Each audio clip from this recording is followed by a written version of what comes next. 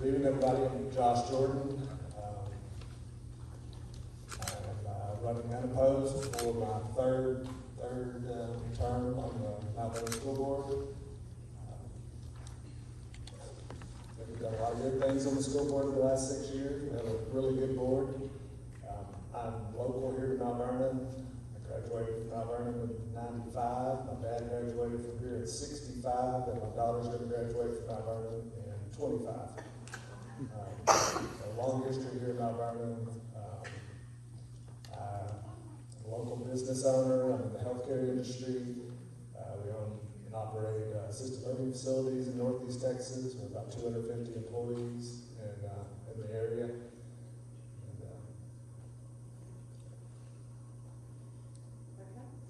My name is Mike Millender. I'm a candidate for the school board for place 6. I do live here in Mount Vernon. I've been here 3 years.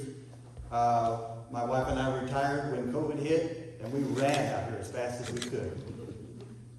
I have 13 grandchildren and 6 children.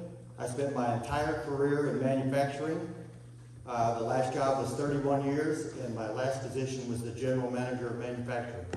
Done lots of budgets, spent a lot of time with paperwork and budgets.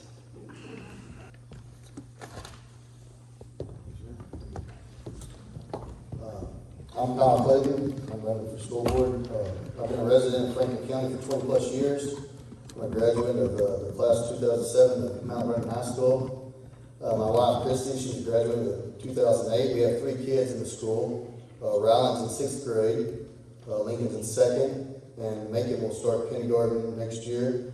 After high school, I went to NTCC and got my associates in business. I'm an owner of C&K Drilling. I've got 3 things in life that I don't like. I don't like to lie, cheat, or steal. I tell my kids in sports the most important thing is to listen, because you can learn a lot if you just sit back and listen to someone.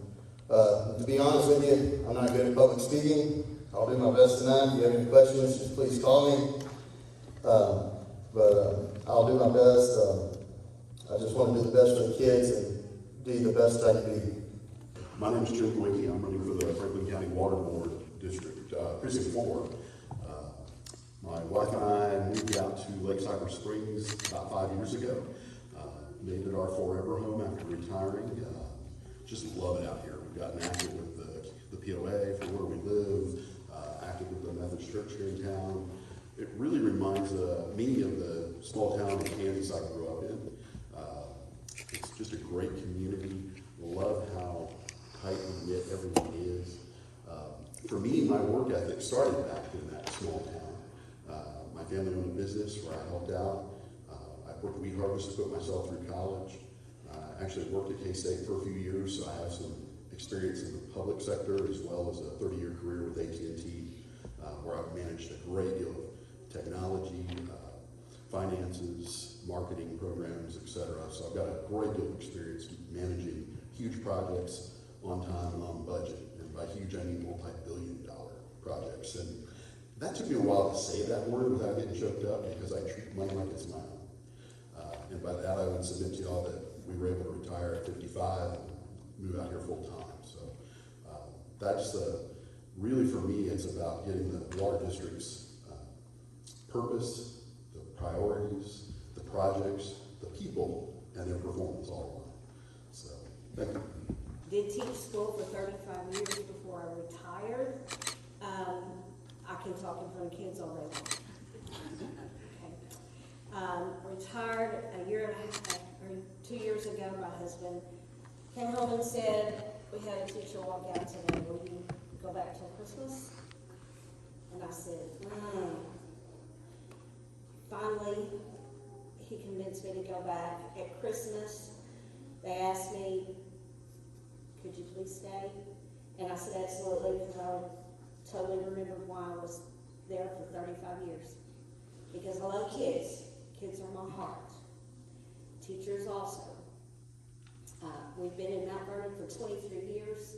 Oldest grandson graduated here. Went on to graduate from Texas A&M. Now he works for the College Station. I have 2 sophomore grandchildren who they've all been born and raised into Mount Vernon. I love teachers, I love kids, and I do love this community. And all I want to do is serve it to the best of my ability. I'm Jennifer Callier, and I'm running for Franklin County Water District for precinct number 3. My husband Todd and I, we have owned land here and then built a house.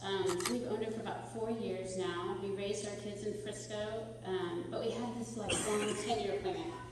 And our 10-year plan was to get out to the lake because we were not going to be able to retire, but guess what? COVID brought on something called telecommuting. So everyone could telecommute, and there's fiber here before there was even fiber in Frisco. So why not move everything and come out here? And in doing so, you start to ask questions, and you learn more about where you live, and you meet a lot of really cool people. And in that process, as you ask more questions, sometimes you get answers you like, and sometimes you get answers that you kind of shake your head when your dog looks for a treat from you. You know, you're just like, I don't know about that. So instead of just taking answers for whatever someone gives you, you ask more questions, which brings me why I'm here today.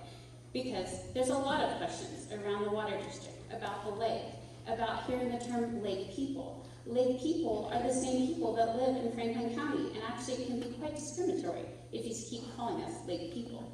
Because at the end of the day, 47% of the taxes come from this tiny little lake. So I'm here because I love where I live. I made a 10-year plan to live here, and that's why I'm here to help.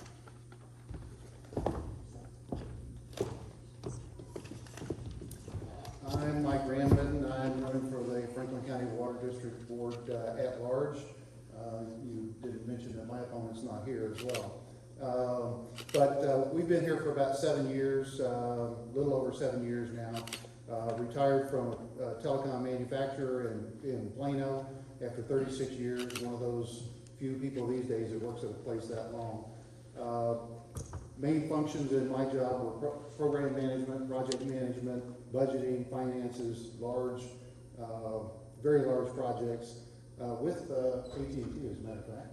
And so I'm well equipped to handle what is going on at the water district. There's no transparency there, so we're going to bring transparency to the water district.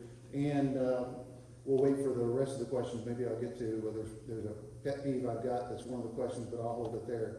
So looking forward to serving you. If I could be elected to the position, we'll bring a lot of new ideas, a lot of solutions, as opposed to just kicking the cans down the road. Thank you. My name is Gary Morrow. Well, you did it. You handed it to me. Okay. My name is Gary Morrow. I'm running for the Franklin County Water District Precinct 4. My wife and I moved to Franklin County and chose Franklin County for our retirement. We've been here for about 2.5 years. My background, a lot like the other folks here on the board, is I had 35 years worth of retail and consumer products background, where I've done everything from marketing for the Atlanta Braves, Atlanta Hawks, Atlanta Thrashers, IndyCar racing, Louisville Slugger. My current job, and I'm still working, unlike the folks up here that are retired, is I'm working for Pacific Cheese and I'm the vice president of sales. And I've worked with companies in the past, Nestle, General Mills, Walmart, Costco, Trader Joe's. Like Jim, I've got a great finance background as well. I've owned P&Ls for 200 million plus. I've also managed projects in procurement groups that are well over $2 million. And I will bring a strong business acumen, urgency to the position, and looking forward to serving everybody in Franklin County. And get out to vote. Hi, I'm Velvet Coberly. I'm one of those that doesn't do well public speaking. This is probably my first time, and I don't know how long. So I apologize in advance. I was born in Texas, raised in South Texas. Been married for 40 plus years. We had 5 children. We have 9 grandchildren. 4 of them are back here. My oldest and youngest daughter are in town because we moved my mom here yesterday. So I had the pleasure of getting her voter registration changed so she can vote for me.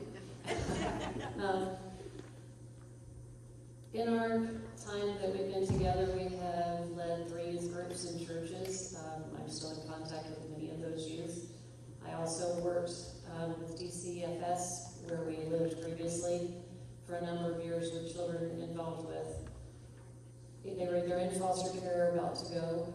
I was in the home teaching parenting skills. I've seen a lot with that, a lot that I didn't want to see, but there's a lot that does go on, and our children are precious and should be treated as such during our youth group years.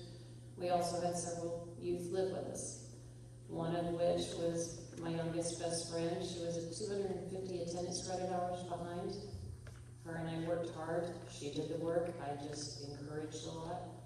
Got her caught up over one summer. She did have to graduate late. She ended up going to college, doing amazing now. We had another young woman that her parents basically just kicked her out. And she lived with us for years. And she's doing well in Dallas now. We worked with kids a lot. And I stay in touch with these through social media. My heart is for our children.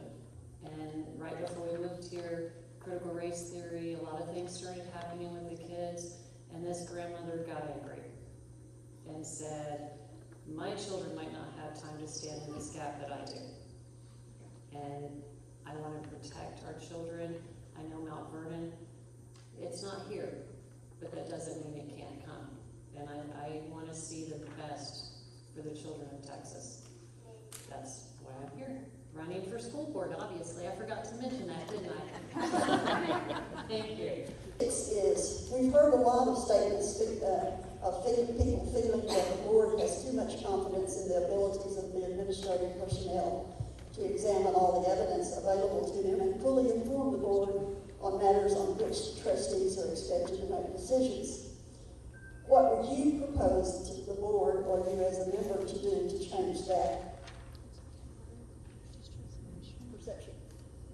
Well, I don't think that is true.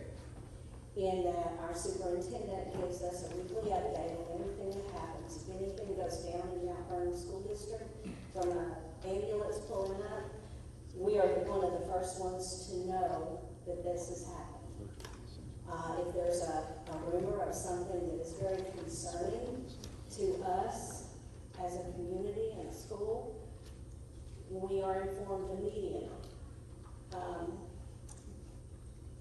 As a board, our job is to not micromanage our administrators, our teachers, our staff. Our job is to make suggestions, to give ideas, to support, and sometimes to correct. We are all human. God made us that way. He made us not perfect. There was only one perfect person. So are there sometimes decisions that were made or can be made that could have had a different outcome had we done this? Absolutely. I hadn't driven my Suburban through that pasture the other day, I wouldn't have got stuck. And I knew not to go out there. I knew to take four-wheel drive, but I didn't. So we make bad decisions sometimes. We have to own up to it. We have to, we're just not perfect, but that's why there are 8 team members on the board, including the superintendent. We work as a team. We are given information. If we don't like what we've heard, we ask for more. That's just part of what I feel like we are supposed to do as a board member, is to research these things when we know it's coming. I don't agree with this statement. Plus the fact you can't micromanage, it's not a good thing to micromanage people.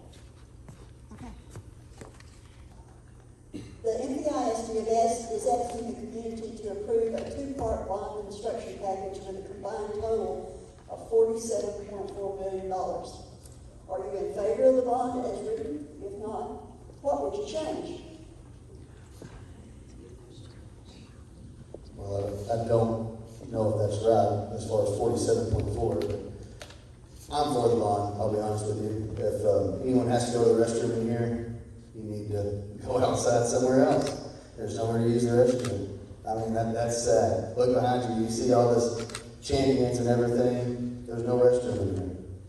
I mean, that's sad. And if we're telling the truth, if we want what's best for the kids, you're gonna want what's better for them.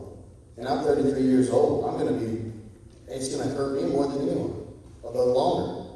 But I want what's best for these kids, and this bond is, nobody wants spending money. I'm a business owner, and I hate it. I mean, it's part of it. But, you know, you have to spend money sometimes. And that's just my thought.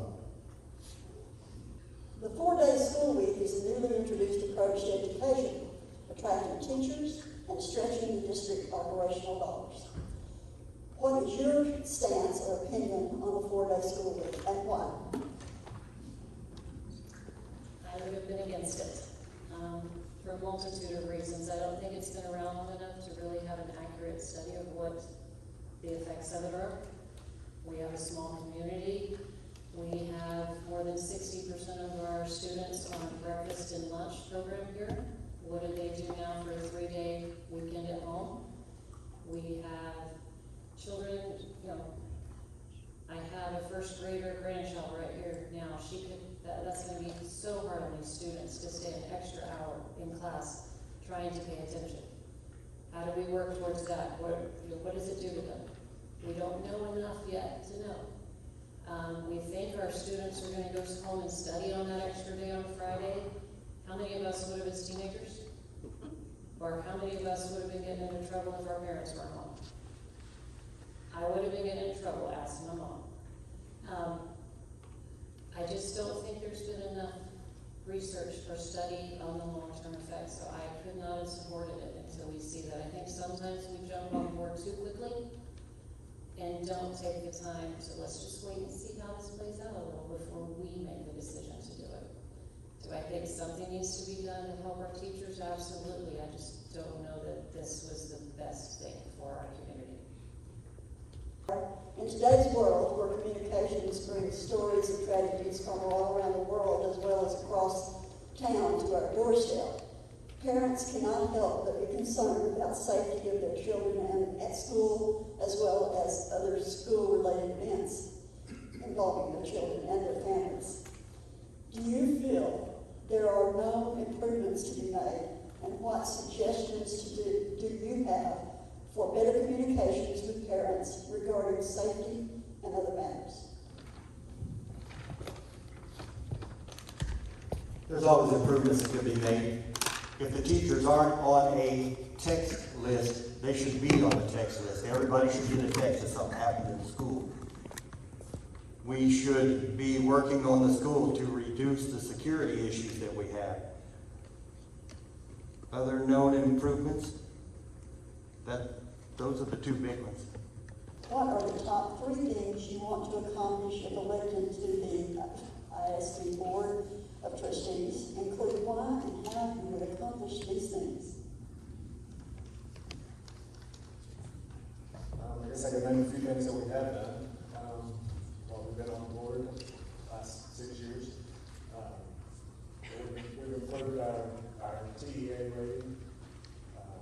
We've gone, elementary campus was pretty low whenever I started, and I think we were up to an A. We got an A on the campus this year, which a lot of people were skeptical if it could ever be done, but we managed to get that done. It's been a great thing. Teacher raises, we were state gave us some money a couple years ago. We've been able to give teachers raises. We've been able to do bonuses for teachers. I know a lot of people were against 4-day week, but the board agreed that changing to a 4-day week would lead to better teachers. And we all know better teachers lead to better results in the classroom. Budget has been really good for the last few years. We've been able to put some money into the fund balance. We paid for a track out of the fund balance my first year on the board. We have actually decreased the tax rate by 27 cents over the last 7 years, I believe it is. It was decreased 9 cents last year. So we have one of the lowest tax rates in our area now. So those are just a few things that we've been able to accomplish on the board the last few years. Attracting new and experienced teachers is becoming more and more difficult, and many say it's in part due to low pay provided to teachers. Many think that the lack of experienced teachers in the classroom is also part of the issues with declining student test scores. What would you, as a member of the school board, do to promote higher pay for not only new hires, but existing teachers? Well, we've pretty much done that, as Josh said. We gave our teachers raises. They voted for the 4-day week. I'm sorry I didn't. I didn't. I'll just leave it right there. But, 80%, I think, and don't quote me, think about 80% of the school, of our school budget is salaries, period. No matter who you are, it is salaries. 80% of our budget is salaries. And we're like the number 3 in Region 8 for teacher pay. We're at the top of teacher pay in Region 8. We may not be number 3, but I would say we were in the top 10 for sure. So, you can only push the budget so far as teacher raises, and we've tried to give the teachers as much as we possibly can and still meet everything else. It is still the core of most questions received by the Mount Vernon News in preparing for this forum. If you read last week's issue of the news, you know that the MBISD is studying the Guardian program, which will allow volunteer trained teachers to carry weapons in their classroom. This is designed to provide an immediate response to an active shooter situation and assist school and other law enforcement when responding to a crisis or potential crisis. What is your stance on the adoption of this program locally, and why or why not? I believe with the correct training, I think the teachers should be able to carry a gun, but they need to go through the correct training to do that. And that doesn't need to be taken lightly, because there are some people out there that are not very good people, but we need to go through the correct training, and if each teacher has it, they should be able to carry a gun. This is a repeat of an earlier question, but I thought that some of these were worth hearing again from other mouths. As mentioned, leading to other questions, in today's world, parents cannot help but be concerned about the safety of their children. They are also concerned about the quality of the instruction being provided. With both of these in mind, would you be in favor of cameras in the classroom, and should parents be allowed to observe? Why or why not?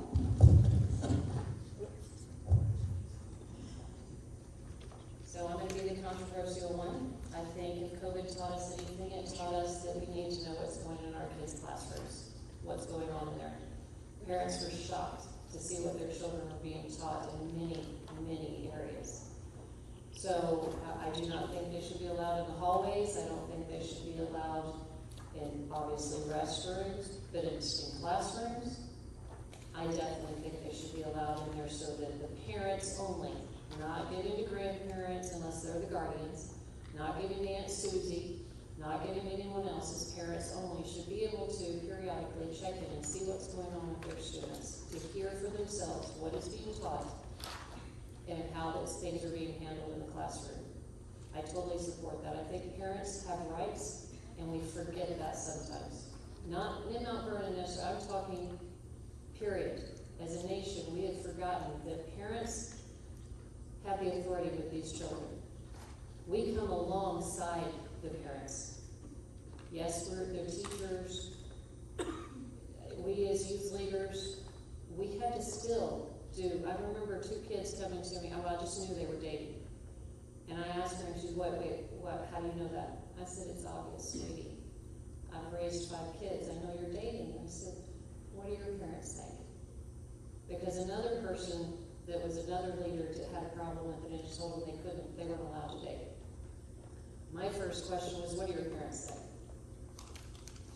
They know and they support it, and I said, then you have my blessing, and you don't need it. You're not gonna get in trouble with me because your parents are who I support. Parents are the first line, so they should have full access to curriculum, to being able to view in the classrooms. Tracking experience and new teachers are becoming more and more difficult, and the lack of experienced teachers is also being considered as part of the issues with declining student test scores. What would you, as a member of the school board, do to promote higher pay for not only new hires, but existing teachers?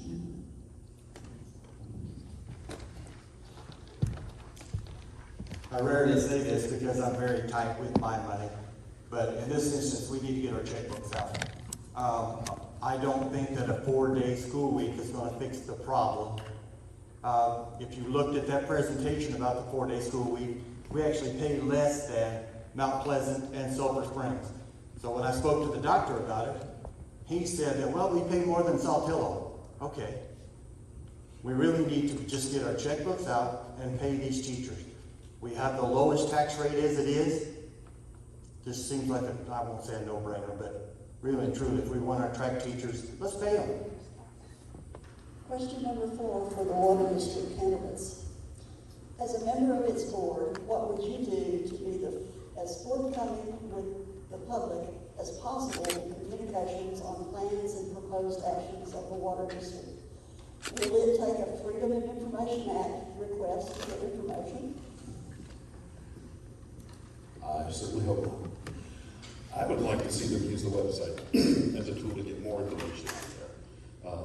Obviously, that's still on all of us as members of the public to go there and find out the information, but it could be much better organized than what it is today. There's a ton of information there, it's just hard to find.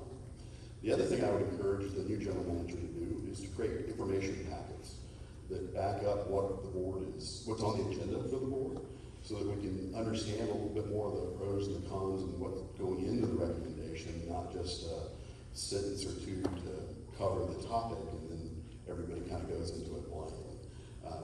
For me, I think open communication is a big part of what needs to happen. We're not all going to agree on everything, but the more facts we have to make an educated decision, the better off we are. Budget issues are always a concern for any government entity.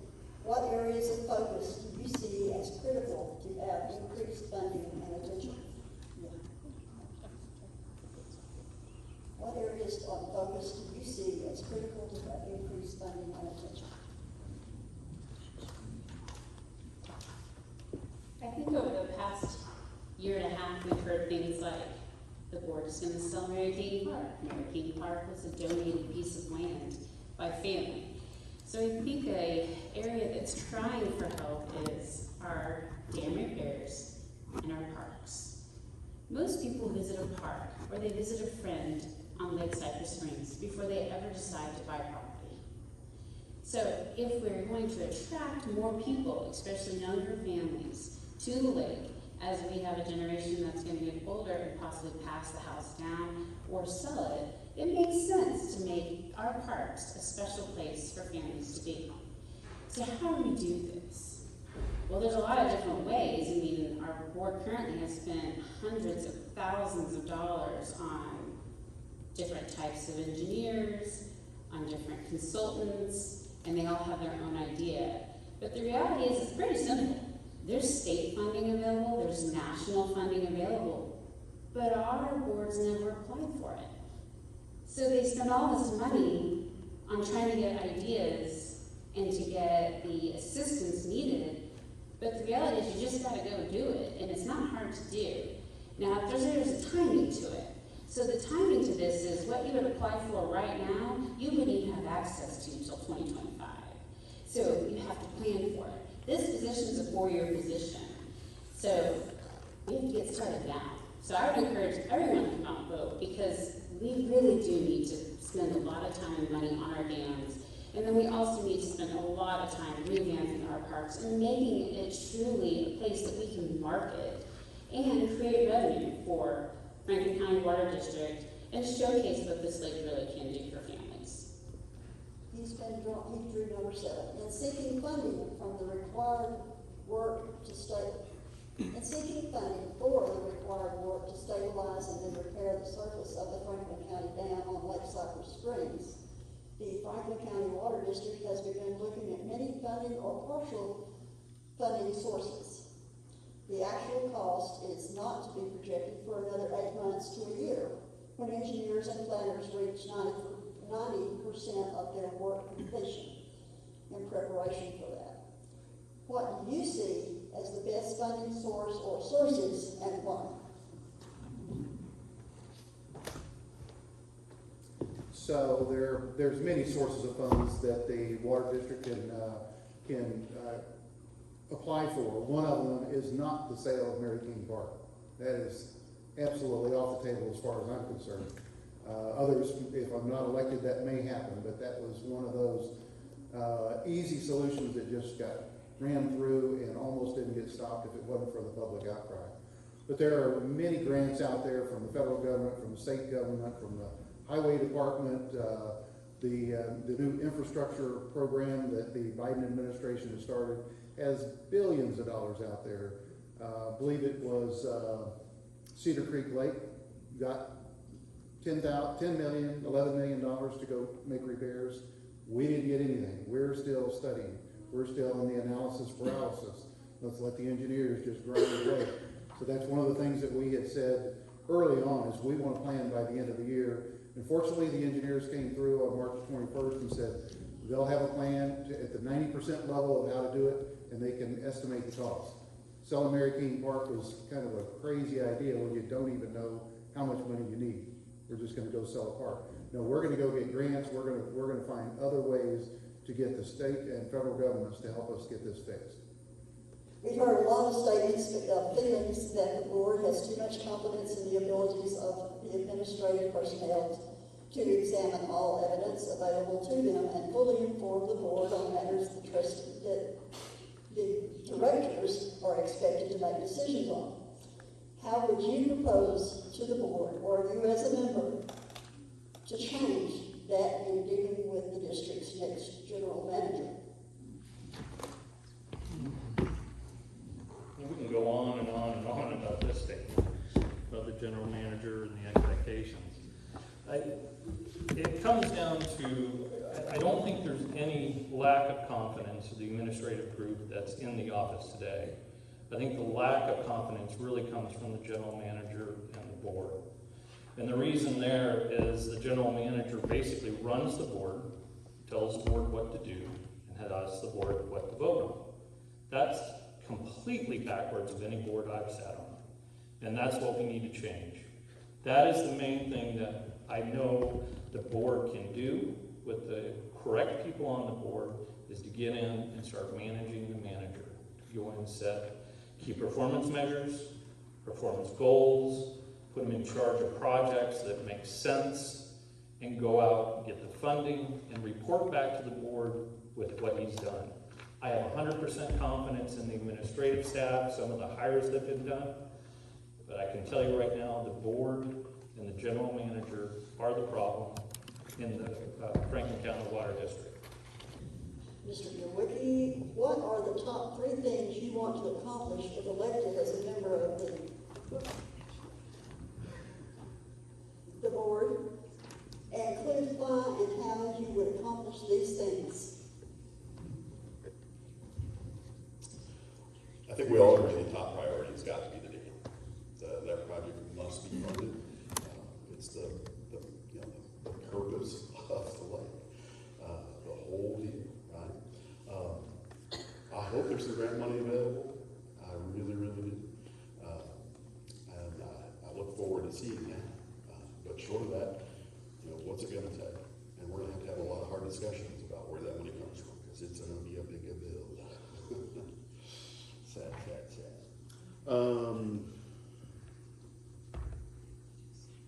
New leadership. I think, obviously, with Mr. Whiteman leaving the position at the end of the month, it's going to be imperative that the new board find the best person available for the position. something that's gonna help us run the district. And like I've been saying all along, the purpose and the priorities and the projects and the people and the performance all have to align if we're gonna be successful. So that's gonna be a major decision for this board to make in the near future.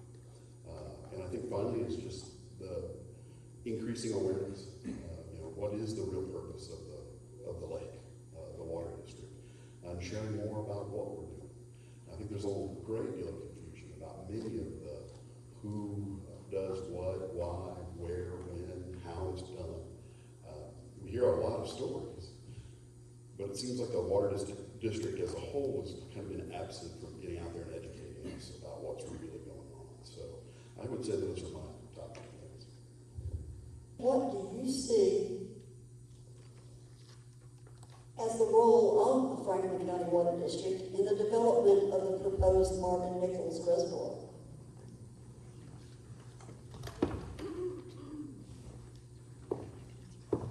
I think this is actually a futuristic question, and let me explain.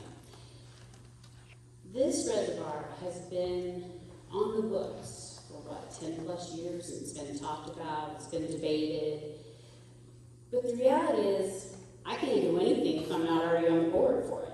Because you could actually decide to make this a financial entity where it might make Franklin County Water District some money.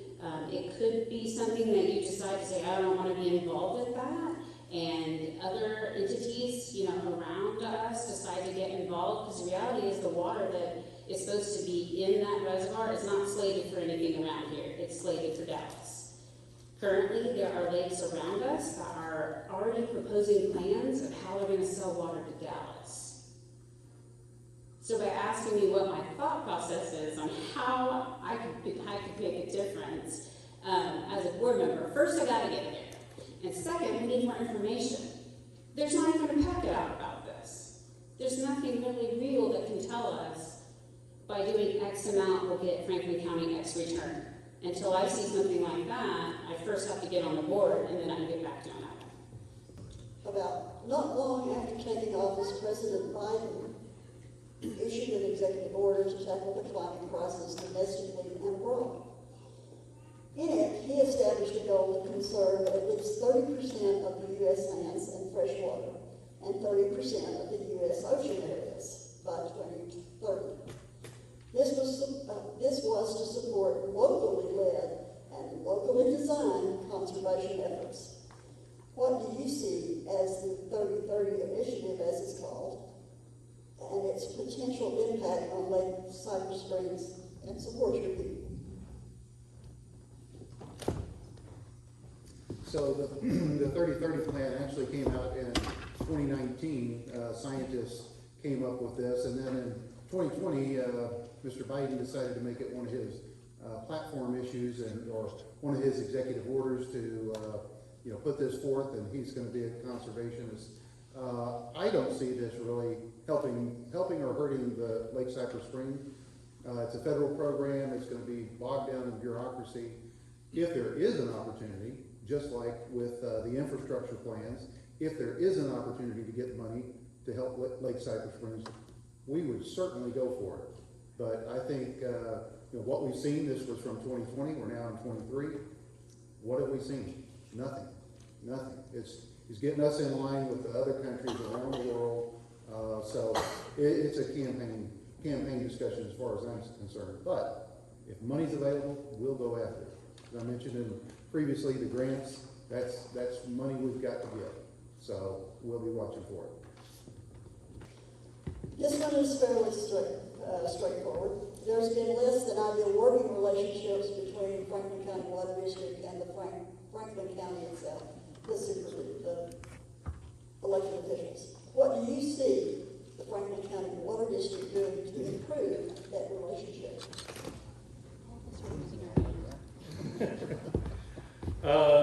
My position on this question is very simple, and I'll have to say that I know Jennifer and I have done a very good job going out and spending time with City Council, the EDC, the Industrial Foundation, all of these other entities within the county to make sure that we're part of the conversation as Franklin County, not the water district. The second thing is that the transparency of the board needs to be there, and I think Jim spoke a little bit about that earlier, but it is critical that the board is transparent, forthcoming, and in my opinion, breaking down those barriers that we see people referencing to, people on the board referencing to, lake people and town people. That's got to go away. So we need to come together as a group, worry about Franklin County, and focus on Franklin County water needs, and that is the primary goal. Okay, number 4 is the question. These should be answers from people that did not have these questions before. Okay. The 4-day school week is a newly introduced approach to education, attracting teachers, and stretching the district's operational dollars. What is your stance or opinion on the 4-day school week and why?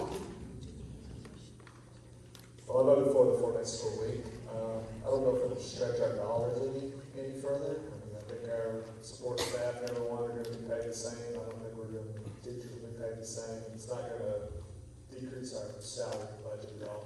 But we went back and forth on this a lot. We disagreed a lot, and it was just a good, healthy conversation, I thought, for our board. But we thought it would be an opportunity for our district to recruit better teachers, and we thought better teachers would lead to better results in the classrooms. So that's why we decided to go with the 4-day school week. The question about safety and preparing, being the foremost of the Guardian program. What is your stance on the adoption of this Guardian program locally, and why or why not? Okay, as Kendra earlier about the wide openness of our building, that's why we're asking for a bond, to try to help secure our students. Now, the Guardian program has lots of rules to it that we have to follow as a school district.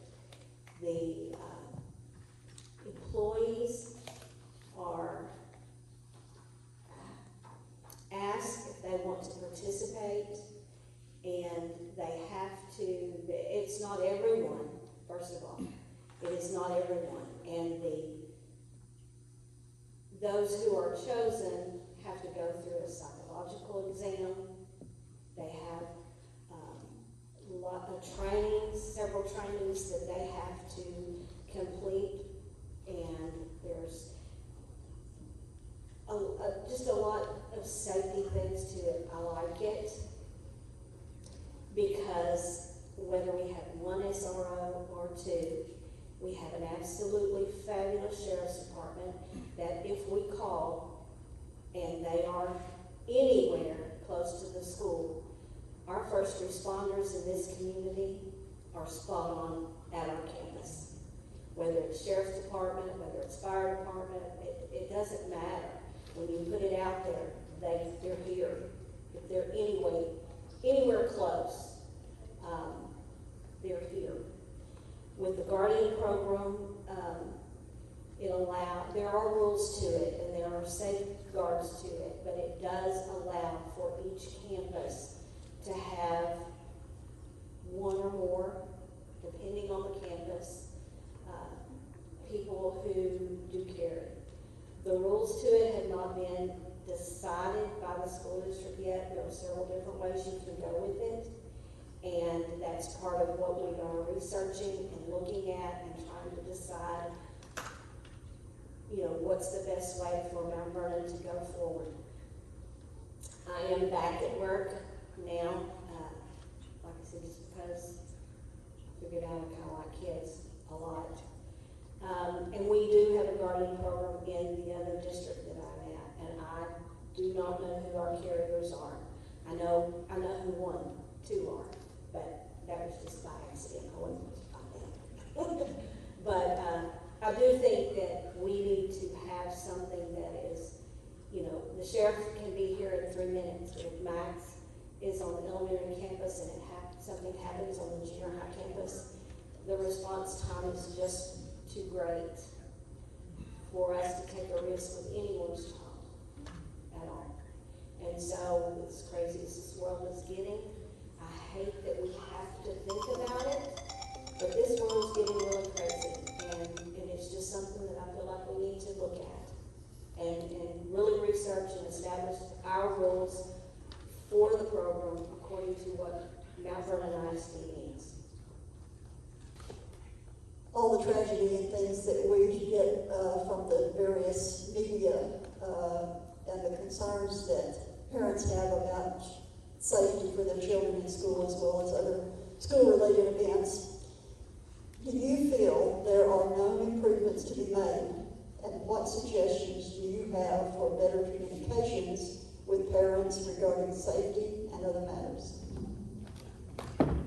Well, as a parent of 2 kids here, about to be 3, we do get updated good enough, you know. I mean, I've always been updated, or my wife's been called, so I don't feel there's any need to change that.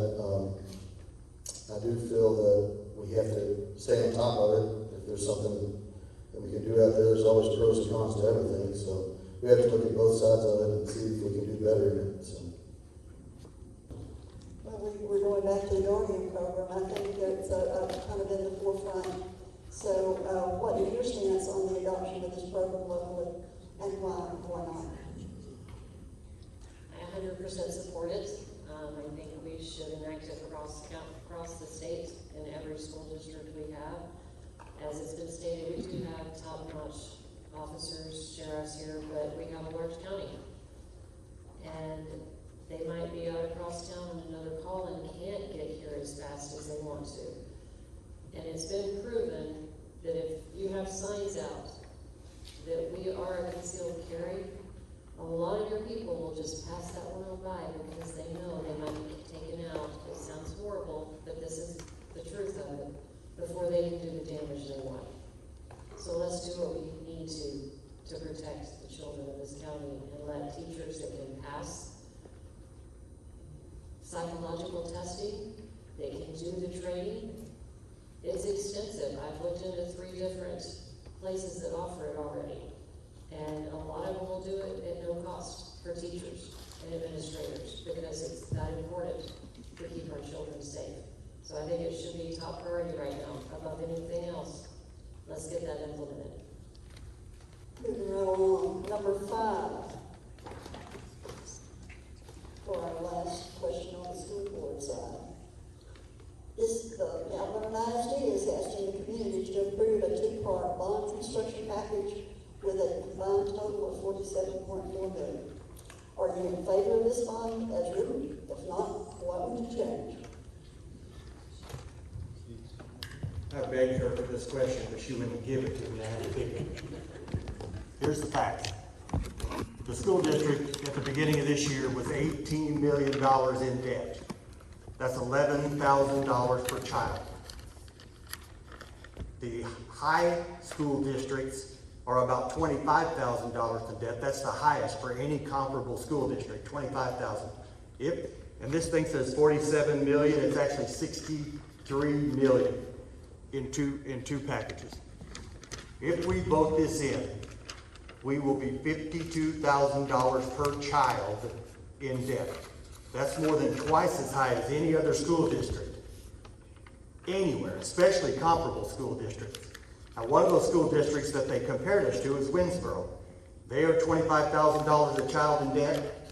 We would be at $52,000, more than twice. So let's say that we vote this in, and we make a mistake. And the example that I gave the doctor when I spoke to him about it was we put the press box on the wrong side of the stadium. Let's say we do something like that. How long is it going to be before the voters let us have another bond, before they give us another chance? It will be 30 years before we pay this thing off. So what should we have done differently? We should have broken up. We have some serious security issues here. Kids have to go out of their classrooms, outside, to go from classroom to classroom. What we should have done was taken the most serious ones, made them on their own little bond. As it is now, we're being held hostage. There's a lot of stuff in that we don't absolutely have to have. But if we don't vote this bond in, then it'll be 2 or 3 more years before we get another chance. And all this time, the kids are still going from class to class outside. So, would I support it like it's written? Absolutely not. Am I gonna vote for it? I won't know until I get right there and put a pin to it, because if we don't vote for it, we do have some serious security issues that need to be addressed. I don't think we need to spend a lot of money on a new press box and change size with it. But that's how I feel about it. It's a lot of money, and if we pass it, it'll be years before we get another chance. Not long after taking office, President Biden issued an executive order to tackle climate crisis domestically and abroad. This brings up the 30-30 initiative. As stated before, what do you see as the 30-30 initiative's potential impact to Lake Cypress Springs and support your view?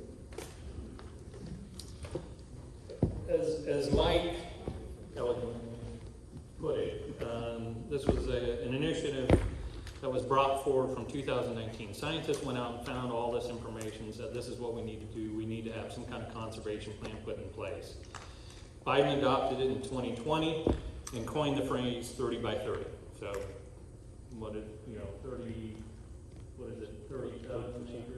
30% more conservation by 2030. My opinion on that is conservation shouldn't be politics, period, end of story. My other piece of that is how it affects Lake Cypress Springs is that if you look at the hunting and fishing community, these are incredible conservationists. They worry about what the fishing and what the hunting is going on almost on a daily, if not annual basis. I think you put a lot of effort into bringing in hunters, fishermen, and people around conservation to have an effect on the lake. I also think, much like Mike, if there's money to get, we're going to go get it. We need to continually build the environment around the lake, the water quality at the lake, and rebuild our parks. That's my opinion. The budget issues are always a concern for any government entity. What areas of focus do you see as critical to have increased funding and attention?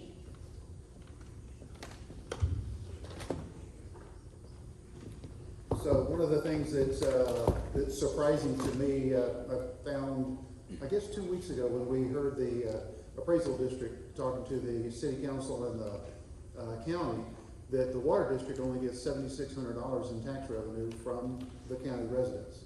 All the rest of it goes to the ISD and into the county, and there's probably some others out there. But we just get $7,600. So we're having to earn everything the Franklin County Water District pays out. It's all earned by them through fees and permits and fines and leases and that sort of thing. So there's not a lot to do. They actually raise the fees on the campgrounds, and not sure whether that's hurt the campgrounds. They're not full like they were. So that's a question I have. What was the justification?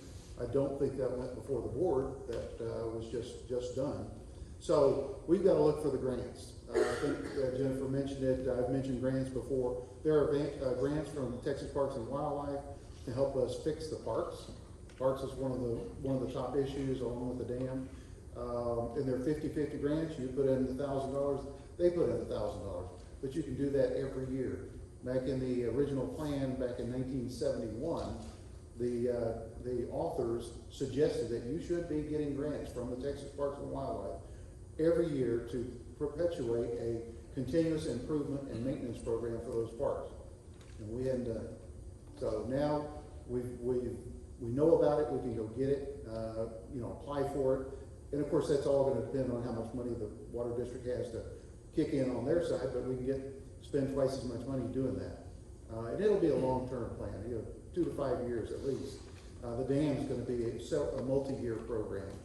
But all these issues have been ignored. The water district has a lot of money sitting in the bank. So, funds are not as critical as you might think for the water district, but when they waste it, you know, you really have to question, you know, their fiscal responsibility. And then the transparency of what they're doing with it, that's definitely questionable. That's been questionable ever since we've been here. So we're gonna tighten the purse string, make sure that they're only spending the money they should. Go get the grants, look at the fee structure, see if we can't optimize, you know, the spending and the income for the water district. There has been less than ideal working relationships between the Franklin County Water District and Franklin County. What do you see the Franklin County Water District doing to improve that relationship? I'm so excited because Gary got this earlier and I wanted it. There's two things that in any type of relationship, whether it's a county, whether it's a business or an employee or boss, but it usually comes down to communication and transparency. Sometimes you can be transparent, but you're not really communicating. It can be just through gestures, nothing verbal. But it also can be a verbal. It can be written. It can be posted. It can be put on social media. There's so many different ways that we could improve that relationship overall with the overall county and with Franklin County Water District. And a huge piece of it goes back to financial fiscal, just being fiscally responsible. On the 21st of March, I was at a water district board meeting where board members were not even given a packet, yet they were supposed to vote on something. These water district board meetings, you can actually get on Zoom. You don't have to be there in person. But when you're looking at those things each different month and you just come up with more questions, like I mentioned earlier why I'm even here, it makes you realize that there's a lot of questions and I'm not just the only resident with them. So the way to bridge that gap is to hold more Saturday afternoons where people can come in and just have coffee and donuts and just ask questions. Yes, there's going to be things when you're a member of a board. I'm a member of 2 boards currently right now, one which has 2 lakes, Corps of Engineer lands, 583 homes, a lot of yards, a lot of rules, and a lot of different nationalities in there. So I would do the exact same thing I do there. I'm super open. I can talk about what things I can talk about, and that everything's already voted on, and then I can also talk about things that people care about, and take that back into the board. Right now, those things are not always considered. You get a little bit of time on the public side, but it's almost as if they're just like thinking about other things and not necessarily paying attention. It's people who have passion, people who care, people who have a lot of energy and that want to be there. That is step number 1, because that's your nonverbal, right? Then we go to our verbal, and that's with the communication side. And that's where you actually desire the change. You desire to know what people want and what they feel would be right for the county and for the lake. Because everyone's going to have their own opinion. I mean, we've gotten emails from people that have like tried to compare this lake to like lakes in Nevada and California. That I'm like, well, that's pretty cool, but that was some serious funding for that. Okay, we got to start at the basis and just get the funding. But it's communication, and that is sitting down with people and having an open forum, just like what we're doing this evening and what people desire. This number 5 question deals with the perception of administrative personnel pretty much running the show, as it were, and the feeling that everything is being rubber stamped, per se, by the board members. How would you propose to the board, or you as a member, to change that in dealing with the district's next general manager? A whole lot of facts. I think it's imperative that we hire a general manager that understands their role and how they're supporting the board and how what the board's expecting out of them. Like I said, the people in performance, they've got to align with the purpose, the projects, the priorities. We've got some serious funding issues. There's no doubt about it. 6 of the last 7 years, the expense of operations has exceeded the revenue taken in. It's gonna be hard to find the money to fund the matching grants, if we can find those, or to even deal with the issues we have. There's a lot of tough decisions that have to be made. In my head, I'm trying to do the math on the $7,600. I cannot believe I'm paying that big a percentage of the $7,600, because I just saw my bill, it's $100 just for me. There's roughly 1,000 homes out there. It's gotta be more than $7,600, something's lost in translation. The number's closer to $250,000, which pays off the bond issue for repairing the dam. The surplus from that at the end of this is just probably $7,000. I think that's what got mixed. I hope. I want to ask some more questions. What I can definitely see the money that's being taken in is roughly the FOR ones will consistently been about $250,000. That's only about 10% of our budget, and that can't go towards maintenance and operations, just like the school district bond issue. We can't pay teachers with that money. It's got to go for improvements. Same kind of thing. So the good news is the water district is supporting itself or almost supporting itself, I should say, on all these other fees. They did raise the camping fees. That was discussed in the meeting. They presented some information and said that that was in line with other campgrounds around us.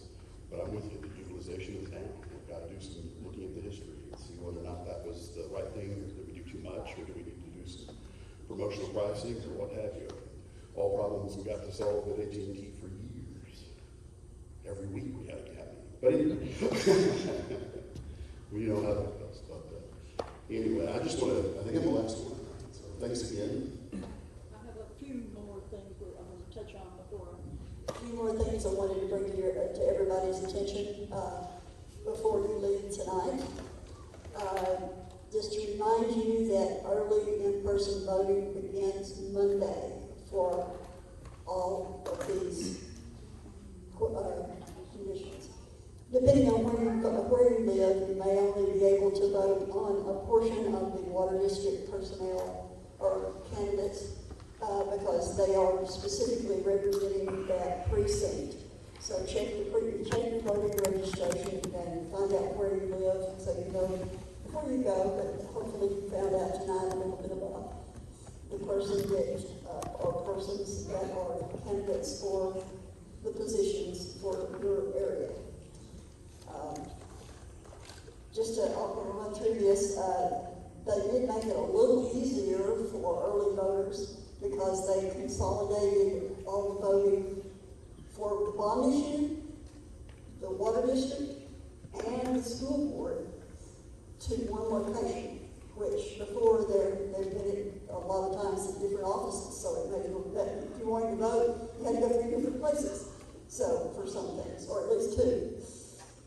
They are at the City Hall, which is downtown Mount Vernon. I think everybody knows where that is, on the corner of Dallas and Kaufman Streets, on the catty corner from the courthouse.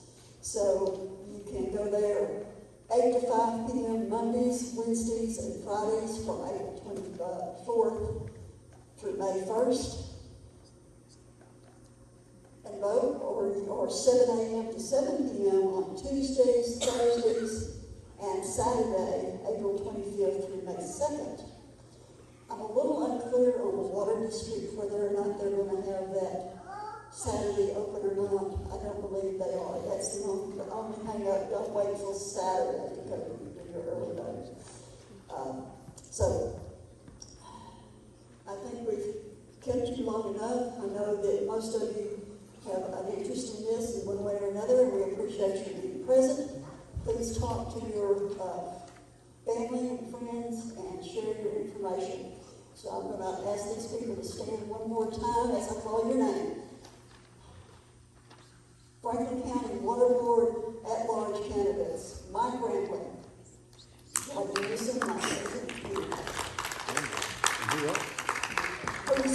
Precinct 3 candidate Jennifer Collier and Dylan Matthews. Precinct 4 candidates James Jim Gillicky and Gary Morrow. All right, MVIS Board of Trustees, place 5, unopposed, Josh Jordan. Place 6, Linda Baird and Mike Miller. Place 7, Velvet Coberly, Kyle Slayton,